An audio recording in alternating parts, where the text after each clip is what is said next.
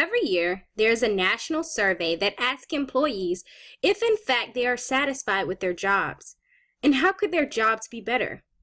Most respond with no.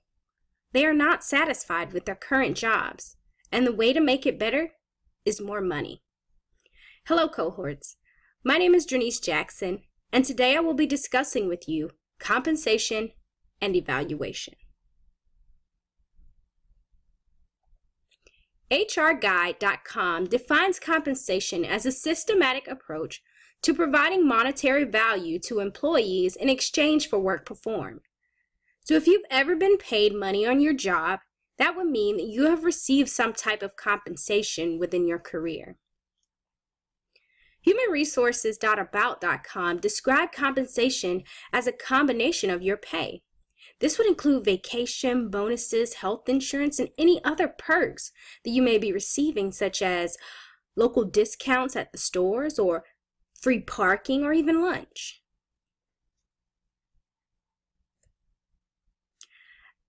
As an employee, most don't think about the benefits that we receive, such as parking and other compensation. However, most human resource specialists would agree that all of these things are a part of an employee's compensation package even before you arrive for your first day of work. Some of the types of compensation include base pay.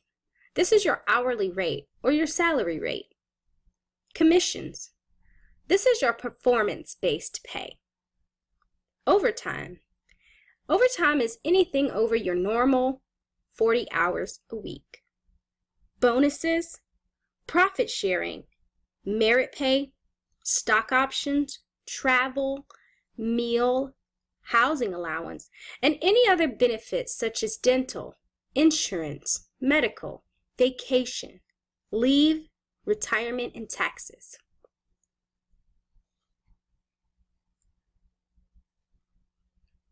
Here are a few ways human resource executives determine what pay will be offered for each job. Job description. Job description helps determine pay because it evaluates the major roles and responsibilities of each position. It also evaluates the decision-making role of that position and the organizational relationship that position has to other personnel within the company. Next, there's job evaluation.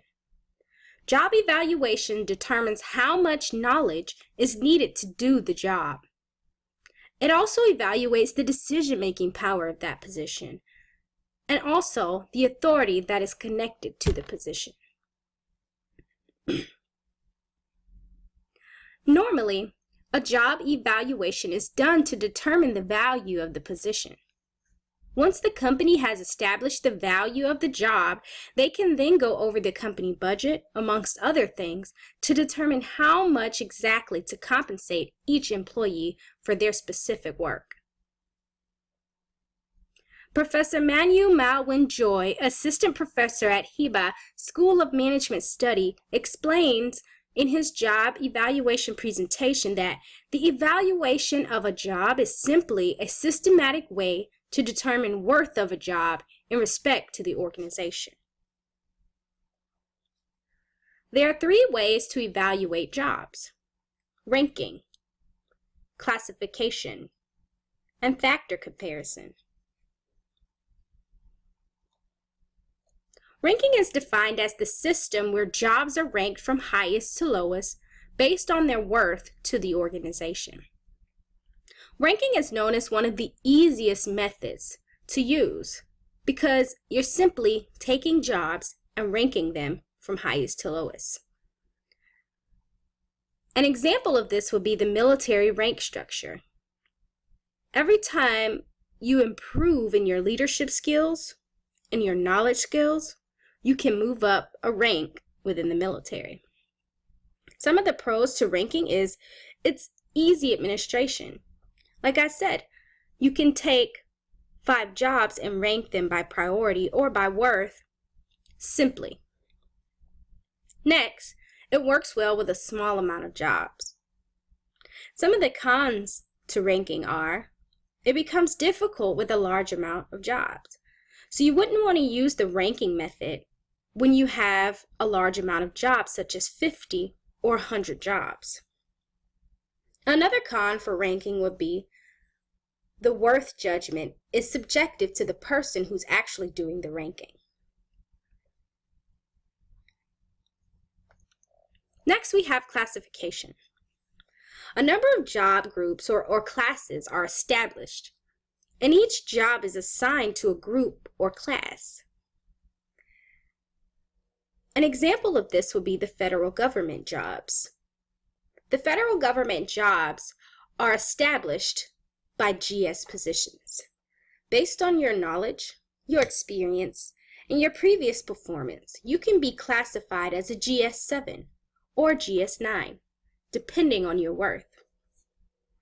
Some of the pros to classifications are that it's also easy to administer, just like ranking. And it's also very good with new jobs because new jobs can easily be classified. Some of the cons to classification are some of the jobs can appear to fit into more than one category. And also, whoever is building the specific groups can be subjective. Next, we have factor comparison. Each compensable factor of a position is going to be prioritized in factor comparison. It's going to be prioritized by importance. Next, each factor is given a certain amount of points. These points are then summed up to produce a wage rate for that job. Some of the pros to factor comparison would be the system can be applied to a large amount of jobs. So if you have that 50 or 100 jobs that you need to evaluate, you want to use something like factor comparison. Another pro for factor comparison is it gives each job a monetary value, which makes it easier to rank or put into a certain order. Some of the cons for factor comparison is the pay for the factors can be subjective by the person who's actually determining it. Now I would like to take a brief moment to go over salary surveys. Mr. Manu Melwin states that salary surveys are a standard way to find out what other organizations are paying for a specific job. A salary survey is defined as a collection of market and salary information for companies to obtain a benchmark. Salary surveys are a standard way, again, to find out what other organizations are paying for a specific job. Some of the things you want to note before going into salary surveys is that the size of an organization can make for higher or lower wages. So you want to find the company size that is identical to yours or very close to the size of your company when you're inquiring about salary surveys and their wages. Another thing to note is that the use of the data is very important because you want to use the most current data. You wouldn't want to use 2014 data if it's 2017. Because the economics of the society could be very different.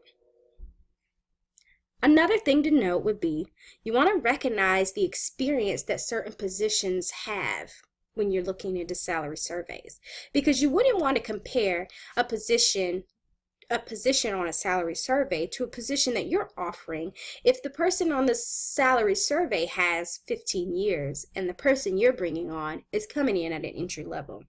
So you want to be very conscious about the experience in those specific positions within a salary survey. In conclusion, compensation is the key to hiring A players.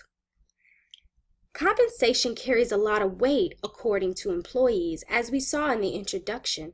It's very important to them that they make more money. Job evaluation is important to ensure your staff are paid properly, that your company's budget is sufficient enough to obtain the talent that you desire, and also that you are paying the right amount of money for the work that is performed within your company. It is a company's responsibility to understand the types of compensations and offer a combination of these compensation to attract A players. Salary surveys offer a benchmark for the best wage rate, so you always want to go in and take a look at what's going on in the market before you offer a specific wage.